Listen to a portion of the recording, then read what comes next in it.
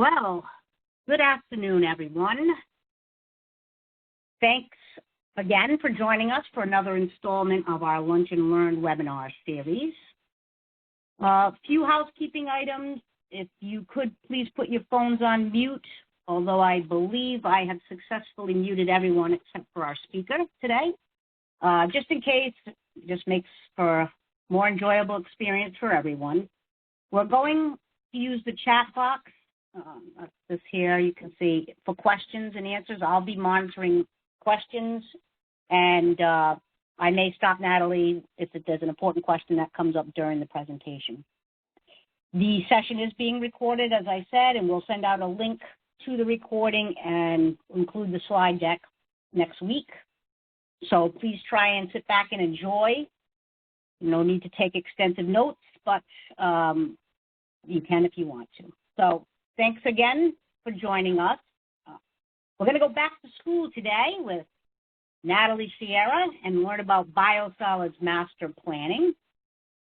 Natalie is with Brown and Caldwell. She manages National Biosolids and Energy Practice from the Andover, Massachusetts office. She is passionate about biosolids and beneficial uses, and she specializes in master planning for biosolids and end use in projects across the country. Prior to working for Brown and Caldwell, she served as the biosolids manager for the San Francisco Public Utilities Commission wastewater enterprise. And I noticed she also did a stint as a regulator in North Carolina. So she has a very wide-ranging perspective on clean water issues, I would say. Natalie holds engineering degrees from Cornell University and the University of North Carolina at Chapel Hill. And it's my pleasure, and I'm very appreciative of Natalie's time today to talk to us about biosolids master planning. Natalie? Thank you so much, Janine, for that nice intro. And thank you all for taking time on a Friday. I know we're all maybe a little bit brain dead by this point in the week, but I'm glad you're here. And as Janine said, I also acknowledge we're all getting a little zoomed out. So please feel free to stop and ask questions. This can be as interactive as you'd like. In this virtual format, I'm happy to answer them as I go. We don't have to wait till the end. All right, so today we're going to talk about big picture, what are we thinking about when we're thinking about a biosolids master plan? And I'm going to make my pitch to you all, if you're thinking about doing a biosolids master plan, to start with the end in mind, to really think about where those end products that you might be envisioning are going. Then we'll talk a little bit about how to develop integrated alternatives, really looking at the full picture of your solids treatment train. I'm going to talk about 3 case studies, assuming we're doing well on time, and then we'll wrap up and I can address any unanswered questions at that point in time too. But again, feel free to jump in there and ask me your questions. So whether you've done a master plan or whether you've thought about them, they typically have some major steps along the way. And it's not just about the alternatives analysis, but here at the top, what I'm showing is really being clear from the beginning why you're doing the master plan. Is it because you have aging assets that need to be replaced? Is it because you have threat of regulations hanging over you? Do you have some new goals and objectives that maybe weren't around when your facilities were recently built? Any number of things, and overlapping of those things need to be clear because they'll influence the alternatives. And then setting a solid baseline, making sure you have good data about your solids handling system. I know it's pretty common if you're not doing beneficial use, you might not have good data on the solids. So worthwhile collecting some data so you understand what's happening in those systems. And then the heart of any master plan is going to be the alternatives analysis. And ideally, you have all your key stakeholders from your utility providing input to your consultant as those are developed and certainly as they're narrowed into what becomes your capital plan. And before you embark on that alternatives analysis, making sure that you, your team at the utility are clear on how you're going to make decisions and what types of elements might come in or come out. So this could be things like, if you have more than one treatment plant, are you trying to consolidate? Do you have a sister utility who you're thinking you might be able to help out by managing some of their solids? Do you have goals around net zero, whether it's net zero GHG, some folks have zero waste as well, trying to pull all those together. And I think most utilities want flexibility or resiliency in the face of potential changing regulations.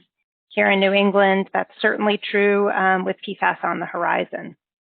And then I did say I was going to make a pitch for really thinking about your biosolids end use. So those of us who are end use focused, really, you'll hear some version of this phrase from folks like me who think a lot about these issues of biosolids management, that you want to start your planning process with the end in mind. Meaning, when that, we a lot of times see that process flow diagram, and there's a little truck at the end of the solids train, and it's driving happily off into the sunset. But are we really thinking about where that truck is going? Do we feel good that there'll be reliable outlets for it? So let's think about where that truck is going. And where that truck is going is, I'm breaking this down into sort of three simple buckets. It's the convergence of these factors, which are regulations, meaning not just our national biosolids regulations embedded in the 503s, but also maybe your state, maybe even county regulations, maybe even city. Market factors, which definitely are heavily influenced by the regulatory factors. They probably overlap more than I'm showing here.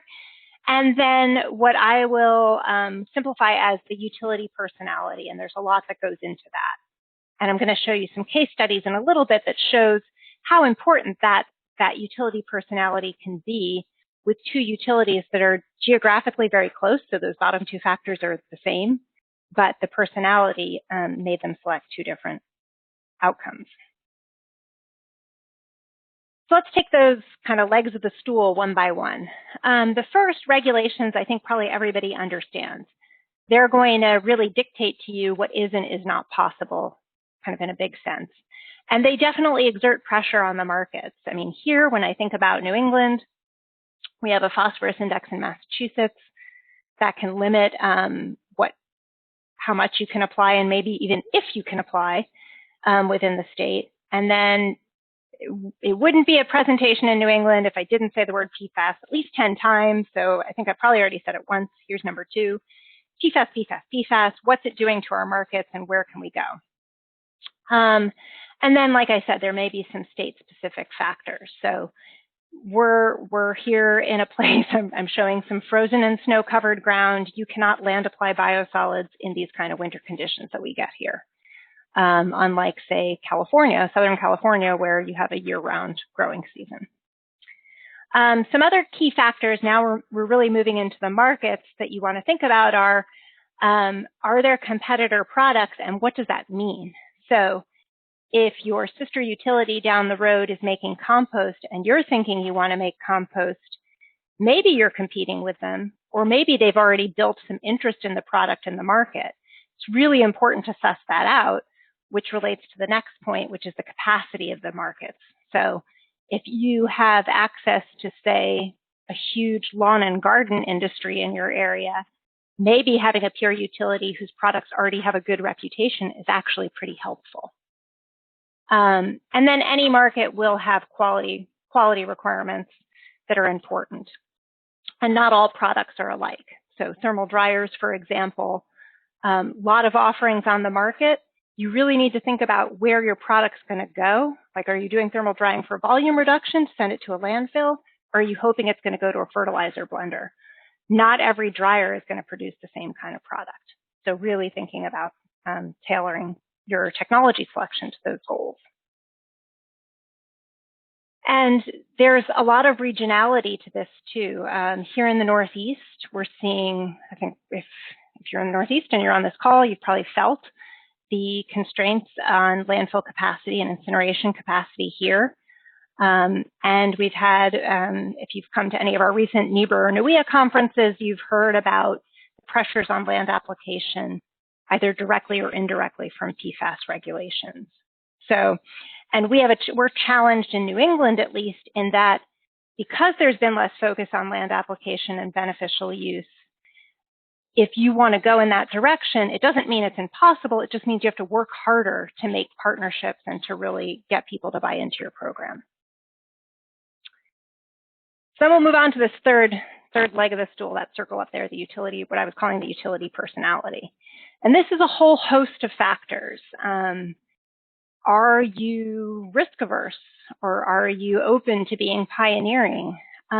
What's the skill set of your operations staff? Do you have people internally who are willing, on the last point I just made, who are willing to be champions of whatever product you're making, who are really gung-ho about biosolids being part of a solution? I work with a lot of cities that have contracting limitations that maybe affects more implementation, but can affect delivery if you're using a proprietary technology, for example. So thinking about all those factors, almost like pieces in a puzzle, forms your utility personality. Okay. So other things besides end use that you want to think about when you're developing alternatives. But before I go into those, I want to say, what do I mean when I say integrated alternative? Sounds nice. An integrated alternative for me means we're thinking about all the cost and risk impacts throughout your entire treatment train. So we start at thickening. You notice my diagram has a box after the truck. So we're ending with where those biosolids end up. We're thinking about energy. We're thinking about emissions. It's not shown here, but if you have a nutrient limit in your permit, in your MPDS permit, you might have to think about side streams. So bringing those all together so you get the full cost and risk implications of owning a given alternative. And at the heart of this, a lot of times, is the technology selection for biosolids treatment. It has to be. And so if you're already at the point of thinking, I'd like to have a stabilized biosolids product for beneficial use, the number one question I get asked is, well, Natalie, should I go Class A? Is that going to be a benefit? And I wish there were an easy silver bullet answer to this question, but there really isn't, because of all those specific factors we just talked about. Class B, if you're thinking about it in terms of anaerobic digestion or lime stabilization, these are super reliable, well-proven processes. They're easy to own and operate, and they make a product that's suitable for beneficial use. But do you have local restrictions? Do you have enough agricultural acreage? That's a big challenge in the Northeast, the lack of large agricultural tracts that are present in the Midwest, California, even the Southeast. We just don't have that.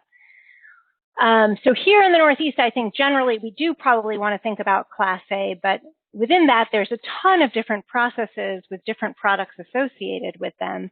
And if we're just talking about a Class A cake by itself, you may be in the same boat as if you had just gone Class B. So really thinking about that, thinking about whether you've got the organizational capacity to help market those products, all that's going to factor into if Class A is right for you. And a market study can really help you figure this out. You know, who's out there who might be interested in this?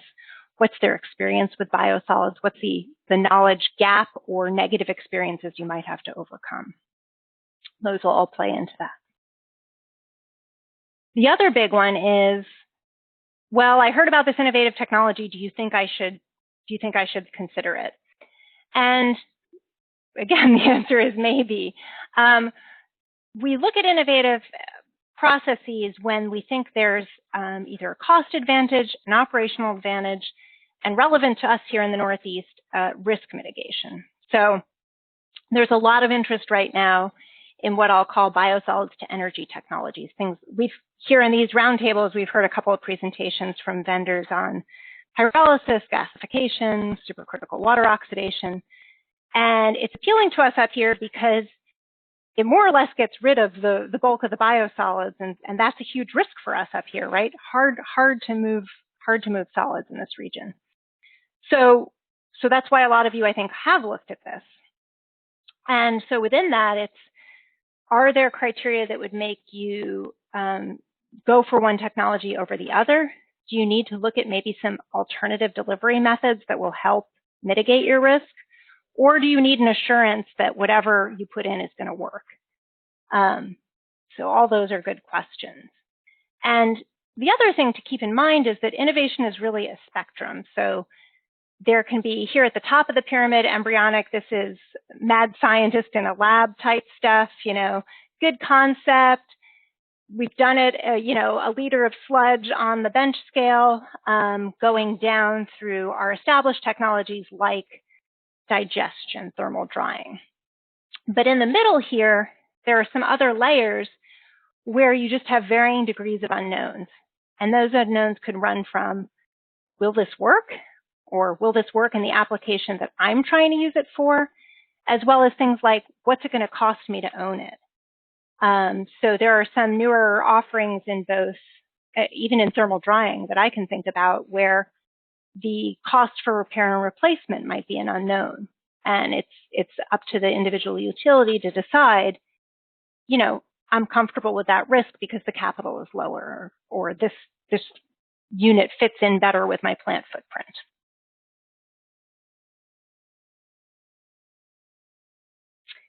Once we've made our decisions about innovation, that kind of helps screen. If you can imagine us looking at the universe of sludge stabilization technologies, we narrow that down with our innovation funnel. And then we have to ask ourselves other questions. Will it fit? That's a big one. That's usually pretty helpful. Does it fit not just from a footprint standpoint, but does it fit with the other things that are happening, the other processes that are on the ground at my treatment plants? Again, the end use, does it yield a useful product? Does it matter? Do I care? And is it something I want to do now, or are there phases to how I might implement the technology? All that's going to go into what technologies you want to put into your alternatives. And once you've answered all these hairy questions, then you can start to build your alternatives. And this is really the end-to-end approach of what are, thinking about, okay, what's all my thickening alternatives? What's all my stabilization alternatives? Here on this example diagram, this would be one where maybe you've just put in new dewatering, so you say, no, thank you, we're not touching that. And you keep going on down the line. And if you're considering a lot of different things at each of these steps, you can see how quickly the alternatives might multiply. And so I'm with Brown and Caldwell. We have an analysis tool that is the Solids Water Energy Evaluation Tool, or SWEET, that we developed to really look at these holistic impacts from the biosolids treatment to the biogas treatment and end use, and really understanding how all these things play together. And that allows us to do a lot of combinations of alternatives. I think, most other consultants have some tool more or less like this that's going to get you at your life cycle costs. That's really what you want. You want to understand, what is my true cost of ownership over the life of this project, say 20 years or 30 years? And it ought to be tailored to your operation, not some generic operation. So it needs to, here in New England, we have generally higher energy costs than in other parts of the country. We have higher labor costs than in some other parts of the country. We have higher end use costs. So making sure that all those are your true costs, so you really understand how those come into play, especially if you're considering alternatives, say, that have a higher electrical demand. There may be some geographies. I'm going to show a project in Ohio. Their electrical rates are really, really cheap. And so something that has a high electrical demand isn't going to really break the bank over a 20-year life cycle, but it would here, or it would in New York, places that have higher energy costs. And this is really where you would end up in a typical master plan. You've got your suite of alternatives. You're looking at your capital costs, your operating costs, and seeing the full life cycle costs. And hopefully, you're able to winnow the playing field quite a lot based on cost. And it's not unusual to be left then with, say, 3 to 5 alternatives that you then say, gosh, these are pretty similar in cost. I personally think it's really important to have the ability to perform sensitivity analyses on these costs. So 10 years ago, if I'd said to you, oh, let's just see what happens if end use costs double and we keep doing, raw sludge dewatering, it would have articulated the risk of the market that we're in now. So it sometimes helps you understand like where your risk is and where the volatility is. And I always encourage people too to go back to, remember at the beginning saying, what are my goals? What do I want to get out of this? And sometimes that's triple bottom line. Sometimes it's uniquely tailored to your utility, but creating non-cost criteria to help you winnow the playing field. Because what you might find is that there's an alternative that's, say, 5% more to own, but actually checks a lot of boxes for what you wanted to get out of the master plan. And so it's worth it to spend a little bit more money. This is not that uncommon, to be honest. Worth it to spend a little bit more money to get a lot more benefits. So you really need to look at not just cost. Okay, I'm going to take a little sip of water and we'll talk about case studies. Now, the first 2 case studies, Natalie, I'm going to yes? Before you start, can I ask you a question? Yes. At the beginning, you talked about data, collecting data on your solids. Like, can you just rattle off some of the data that or what's the best data to collect to have when you start this master planning process? Right. I think that the thing that, especially if you haven't been doing beneficial use, and even sometimes when you have, knowing the what we'll call the flows and loads from each unit process. So that's your, you would need total solids and volatile solids at each process point, as well as the solids mass flow and volume flow. So like dry solids, as well as the volumetric flow, especially when you're talking about, say, a thickened sludge, something that has a lot of volume at each point in the process. Understanding things like what's your split, and most operators know this part, like what's your split between primary sludge and WAS. But a lot of times, if you haven't had to think about it too much, you might not know your total solids and your volatile solids at those different points. And that's going to impact what's most effective for you. And then that leads you to things like, how are my process units performing? Because we'll typically be trying to perform a mass balance around the different processes. Now, if you have digesters, you are probably taking those data around the digesters. You understand things like your volatile solids destruction and your detention time. But, here in New England, we have a lot of plants that are thickening and dewatering and then out the door. So if you're thinking about a master plan to do something else, capturing those data and capturing them seasonally if possible, because you will see seasonal variation, is really helpful. Thank you. We usually like about 3 years worth of data, but I totally understand that that is not always possible. And so it's more like if you're contemplating doing this, then maybe get started pulling some samples. And those aren't too expensive either. So that's the good news. All right, case studies. I'm showing you San Francisco here. Why am I talking about California? Well, I'm talking about California because I want to tell you a tale of 2 cities. We're going to talk about San Francisco and San Jose. Bay Area, really close to each other, similar regulatory pressures, similar market drivers, different answers.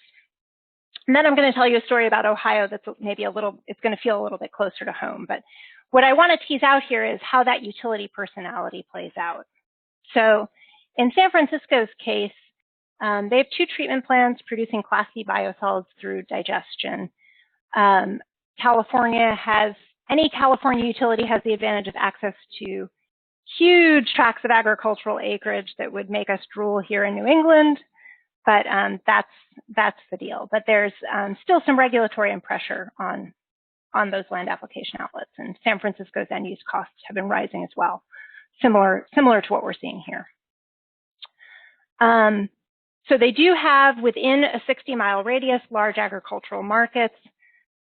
Closer to home, it's a city, very urbanized environment, and so the trucking is hard. They have complaints from neighbors. There's houses across the street from the digesters. And then if any of you are part of a city with what I've kindly called limiting contracting processes, it does make it hard to do innovative things with contractors. So a big conclusion of our master plan, I will tell you that on this master plan and subsequent planning efforts, at least 3 rounds of market studies were done. So this is the kind of thing where we would go out with different biosolids products to different end users and say, what do you think of this? Would you use it? What's your capacity to absorb it?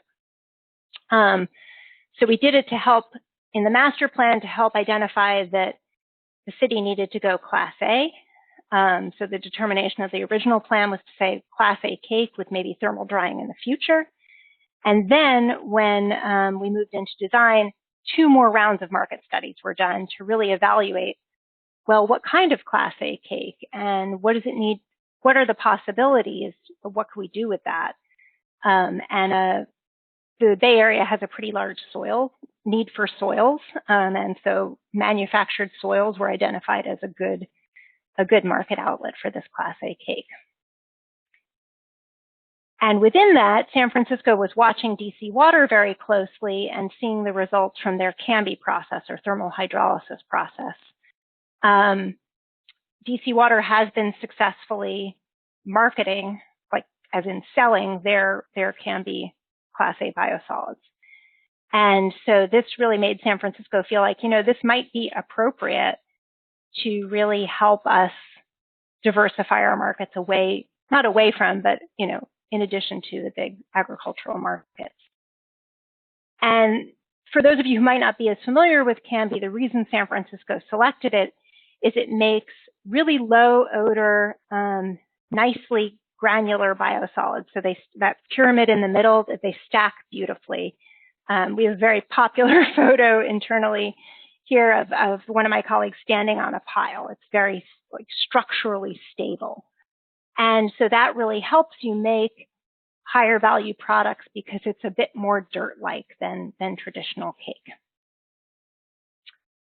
So that's what they picked. Then we moved south to San Jose. And I'll say that both these facilities that we're going to talk about today are under construction. San Jose has a lot more space around its plant, but you can see here on the right that they've got development scooching right up to the plant boundaries. They also have Class B digestion, but they're doing lagoon stabilization, further stabilization in lagoons followed by drying beds. And those Class A solids go across the street to this landfill that you see up at the top. So they had a lot of odor issues from the neighbors who, of course, don't blame the landfill, they blame the treatment plant, and knew they wanted to get rid of these open air drying beds and lagoons. So, but wanted to do beneficial use. So San Jose had been using that adjacent landfill for so long, they had no concept of what the market rate for beneficial use was. So this is a pretty big difference between San Jose and almost any other utility in the Bay Area. They were paying at the time a lot less money, so around $20 a ton, to dispose of their or use them in daily cover across the street. So rather than doing a market survey where we went out with products, we were really just trying to help them understand what they might have to pay to manage their cake in beneficial use markets. And we used a request for information process to help them better understand that. And what I'm showing in this fat blue band is the range of prices they got, but generally around double what they were paying at the time. The other thing that we found from our market research on this project was San Jose felt like for what they wanted to do, there wasn't a clear driver for Class A. They were comfortable doing land application. And when they looked at the net present value, they said, you know, we're not seeing it, but we'd like the flexibility to move to Class A in the future. So we don't want to box ourselves into a Class B corner. So the solution we did there is temperature phased anaerobic digestion, TPAD. And what that allowed us to do was make, I should say, San Jose is a very, under a lot of pressure to maintain their rates. So reusing the existing digestion infrastructure had a lot of value. So we're upgrading those tanks right now from some seismic and mixing improvements. And then what you're seeing down here in this box at the bottom is the possibility of adding future kind of baby digesters or batch tanks to allow for production of Class A cake. So 2 different plants, one's Class B, one's Class A, both facilities under construction. They are working on some dewatering facilities right now and working on decommissioning those lagoons and drying beds that you saw there in the beginning. And in the intervening time, now we're updating the market analysis to accommodate some pretty significant regulatory changes that have happened in California.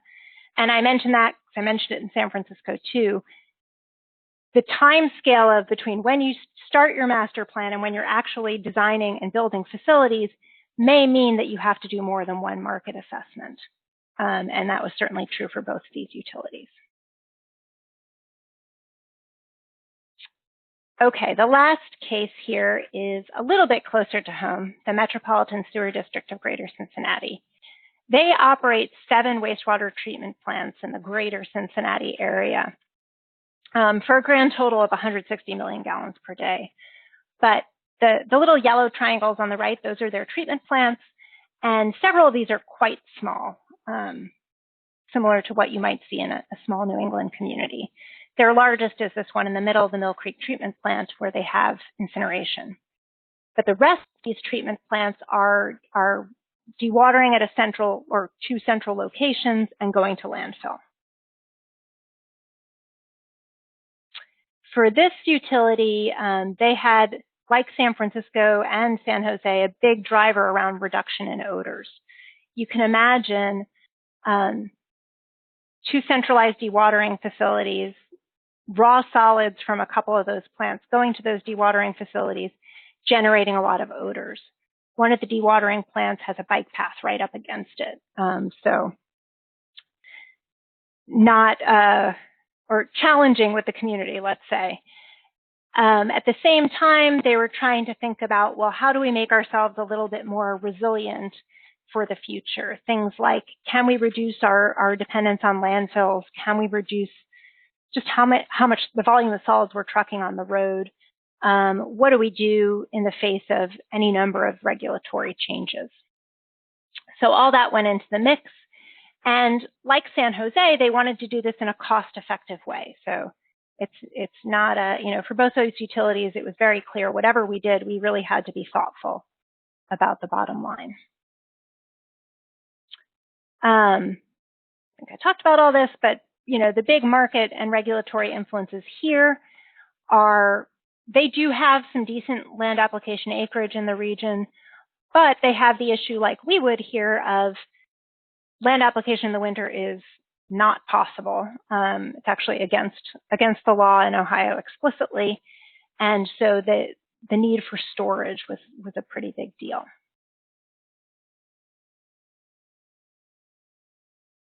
And the conclusions we came to for them were a couple. One, the incinerator they had at their largest wastewater treatment plant, continuing to operate that, maintaining it in a state of good repair, was definitely the most cost-effective thing to do with the solids at that plant. They were not able to, for political reasons, bring in the solids into that incinerator from those other outlying plants. So what we instead looked at was what I'm calling partial regionalization. So taking some of those solids and digesting them at the second largest plant. And that had a lot of advantages in the name of solids reduction, odor reduction, because now that cake is less odorous, allowed them, they had a lot of food processors in the service area generating food waste that they were having to truck out of state. So really, we've worked on some projects where co-digestion can really help boost your local economy in terms of helping out important industries in your service area. So that's always a happy story. And the ability to bring in those revenues, maybe beneficially use the biogas, shifts the equation for this utility from a spending money and disposal mentality to really more diversification and creating opportunities to either save or bring in some revenues. So we're taking a look at that now too. We've started some preliminary assessment at that treatment plant to look at what type of digestion system and what that layout's going to look like. But it does tick a lot of boxes for them. I talked about sensitivity analysis. At the time, the value of biogas was high when we did this master plan, but we looked at scenarios where biogas basically had no value, and it still made sense to digest in this instance. And I was really happy that we had looked at those scenarios, because the value, if you've heard of these renewable identification numbers, the value of those has plummeted. Natural gas prices remain low. So sometimes it's important to look at the worst case scenario, because it tells you, oh gosh, if this revenue price got this low, we need to just take an off ramp. It doesn't make sense to build this project. All right, home stretch here. So what I talk about here for the last 40 minutes? First, when you're setting out to do a master plan, I think you really want to make sure that all your stakeholders agree on why you're there and why you're doing it. And ideally, you're creating a process for analyzing the alternatives that refers back to those goals. So I'm a big proponent pre-pandemic of doing workshops where all the stakeholders have a seat in the table. So you're hearing from operations, you're hearing from engineering, you're hearing from the management, and that can tease out a lot of subtleties about both your utility and just how the facilities are operated. And to that end, the reason you also want the diverse group of stakeholders is to make sure that your planning baseline and any alternatives you develop are showing your cost of doing business, not someone else's. So you really understand what the cost would be to own any given alternative. Hopefully I've successfully made the pitch that you want to be really looking cradle to grave at what's happening with your solids, from thickening to end use, and understanding not just how those pieces work together, but how spending money in one place might decrease what you're spending in another, and vice versa. And giving yourself flexibility and understanding where your risks are, so that as you move forward into design and or implementation, you can move forward with confidence and really be able to communicate that to your board, to your ratepayers. And then specific to biosolids master planning, it is so important to understand your target markets and how viable they are, and tie those back to what you want to build on site. Because the name of the game for all of us, right, is to avoid stranded assets. You don't want to build something and have no one come. So that's why we do market analyses. That's why we do outreach. That's why, I've pulled samples of biosolids out of the trunk of my car to show at a local soil blender or a local landscape supply place, so that we can move forward feeling good about the alternatives we're picking. And even given that, you really have to know yourself and what your utility wants to do and what's going to drive your utility within the given program or alternative you're selecting. So knowing yourself is kind of the secret sauce to success in biosolids master planning, I think, and communicating that to the consultant who's working with you, so that that's the thread that runs throughout the whole plan. And with that. So there was a question a little earlier on, and it was when you were talking about the 2 cities in California. And it was just about, because California now is also having a PFAS awakening, I guess. And so how would you advise your clients to look at process flexibility to hedge the market there because of PFAS? Yeah, it's so challenging, right? Because it is a huge unknown, and especially in California, where it's like, who knows? They may just look at New Hampshire's numbers and decide to go lower just because. So what we're doing on master planning efforts there is saying, well, okay, what are your primary goals? And then how do we allow flexibility for if the PFAS regulations really do impact your beneficial use? So a master plan I'm working on now, we have kind of what we're calling the path to Class A followed by PFAS destruction. So in that case, in that particular plant's case, they have digestion, so making sure the digestion is in good working order, putting in thermal drying when the end-use tip fees pass a certain threshold. And in this case, it's, I think, $150 a wet ton. Then they want to start thinking about putting in thermal drying. And because the technologies that at least claim to be destructive of PFAS, like gasification and pyrolysis, all of those have a drying step before them. So we've allowed for space on site for in this case, pyrolysis unit, because they have experience in the Bay Area with, I believe they presented at one of these, right? The Bioforce Tech pyrolysis unit. Mm-hmm. So it's based around that allocation. Not that they may never get to that point, and it may be a completely different technology solution by the time they do, but trying to accommodate on site a destructive process is how we've been handling it. So you're factoring it into the design, really, is what you're doing. We're factoring it into at least the conceptual site planning. And we've done that on another project here on the East Coast as well, where they wanted to build a thermal dryer, and we said, all right, let's just leave space and make sure that you could put in something else if you needed to put in a destructive technology. All right. Another question was really just looking for your comments on, and I'm not sure I understand this whole question, but comment on the utility value identification or weighting for evaluations of management alternatives. Do you understand? I think the question is asking about those non-cost criteria that I was mentioning. And what we'll typically do with non-cost criteria, some utilities have a very prescriptive way they do it for all projects. And so they say, these are our criteria, apply them, tailor them to a biosolids master plan.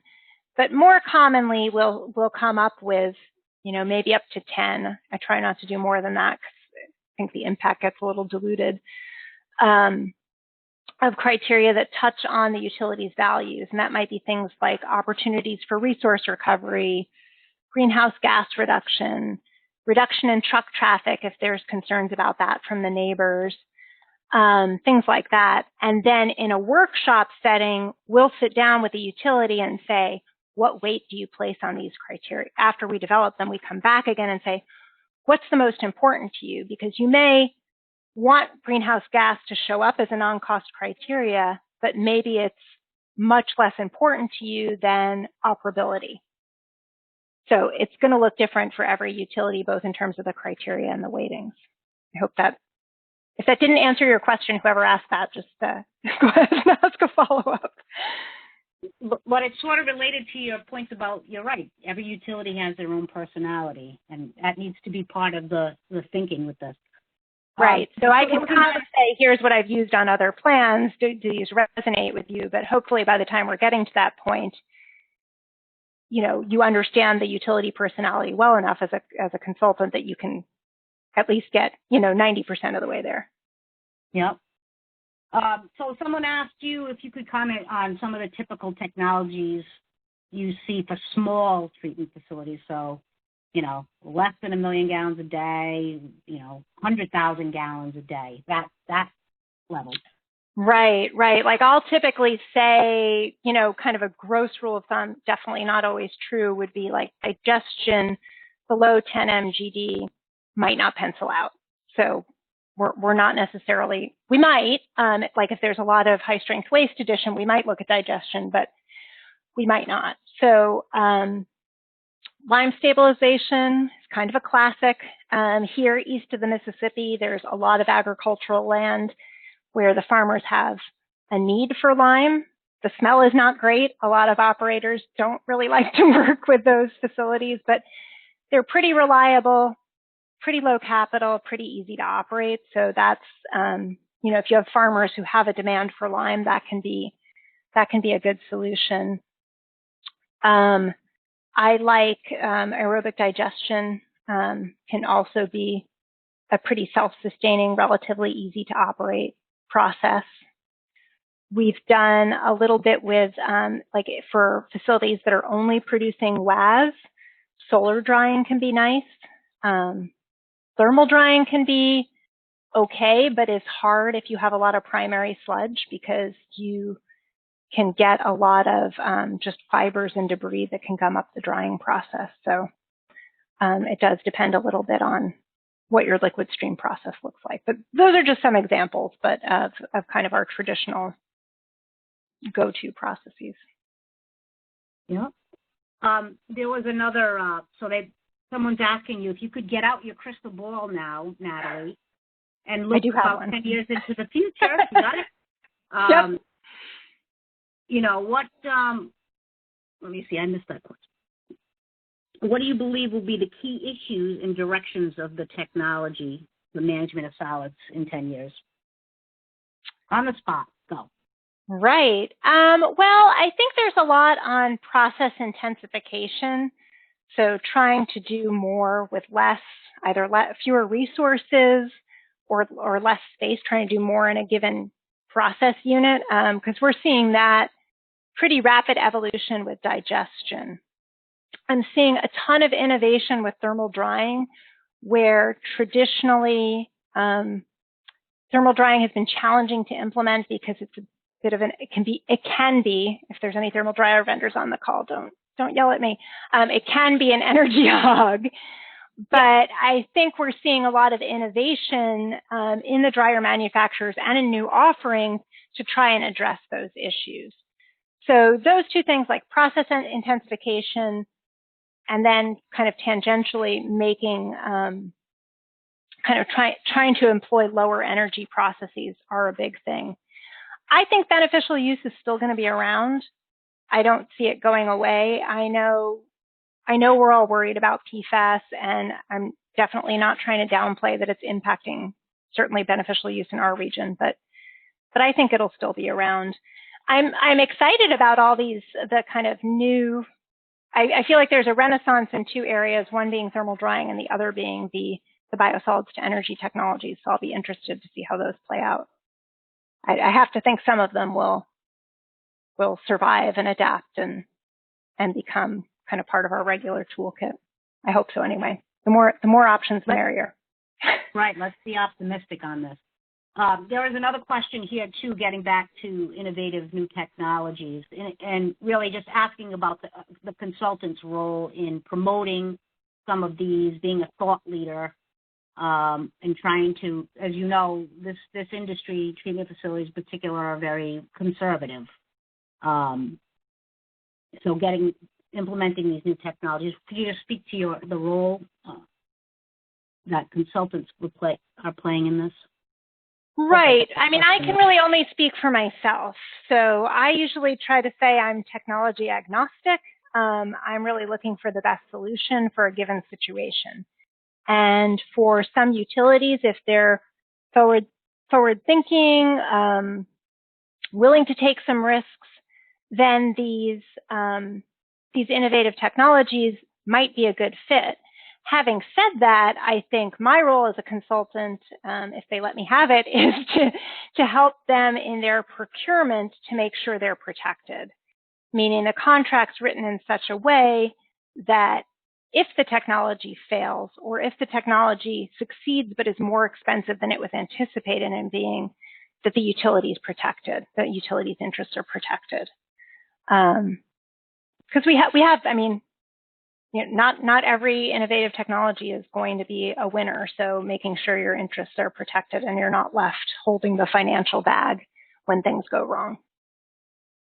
And that you have a safety net if they do. So, you know, do you have a landfill backup contract or something else so that you don't really have a gun to your head if things start to go wrong. So I think the consultant has a very important role to play in how, if the utility is saying, yes, I'm game, I want to do this, well, how does it get implemented and how do you stay safe? Yeah. Let's see if there are any other questions here. I'm going to go ahead and see if I can unmute folks. Oh, here's another one that just came along. Let me see. So now someone's asking, how do systems best plan for treatment or destruction of future contaminants of emerging concerns? How do you factor this unknown into your biosolids master planning? I think it's in creating a stepwise process for that, because the constituents that migrate to the, whatever they are, that migrate to the biosolids won't necessarily get destroyed. I mean, this is true of PFAS, but it's true of other things as well, like the brominated flame retardants. They won't necessarily get destroyed either in the liquid or the solids treatment process, right? So it is a little bit about saying, well, if we thought they were going, again, it's that adaptive thing. It's saying, here's the core treatment process that's going to take care of the concrete, discrete problem I have today, which may be, you know, rising end-use tip fees. It may be that the community wants, this would be great, a biosolids product to use locally. Whatever it is, you want to build the technology that's going to answer the mail today on your core issues. Then you want to have an adaptive path forward.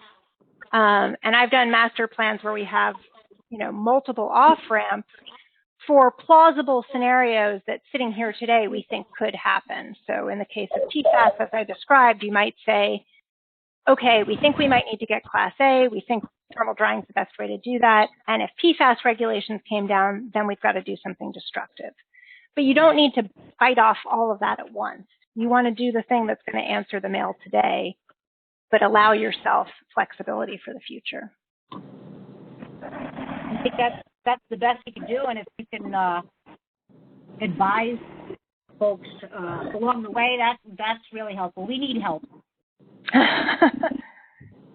It's a challenging time out there. It definitely is, Natalie, but I appreciate your optimism and giving us so many things to think about as we think about planning where our solids are going to go.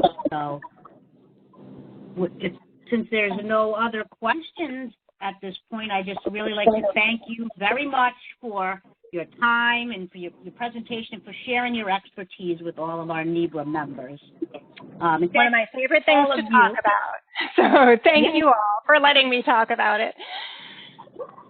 And yes, and thank you all for joining us today. We're always looking for suggestions for future Lunch and Learn, so please email me if you have any.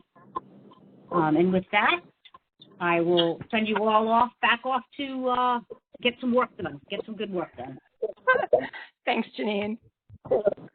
Thank you, Natalie. See you, everyone. See you soon, hopefully.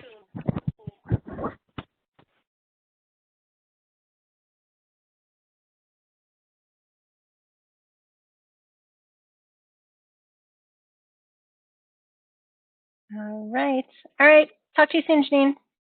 All right, Natalie, I'm grabbing my computer back now. All right. Have a good weekend. All right. You're the best. Thanks. Bye. Bye.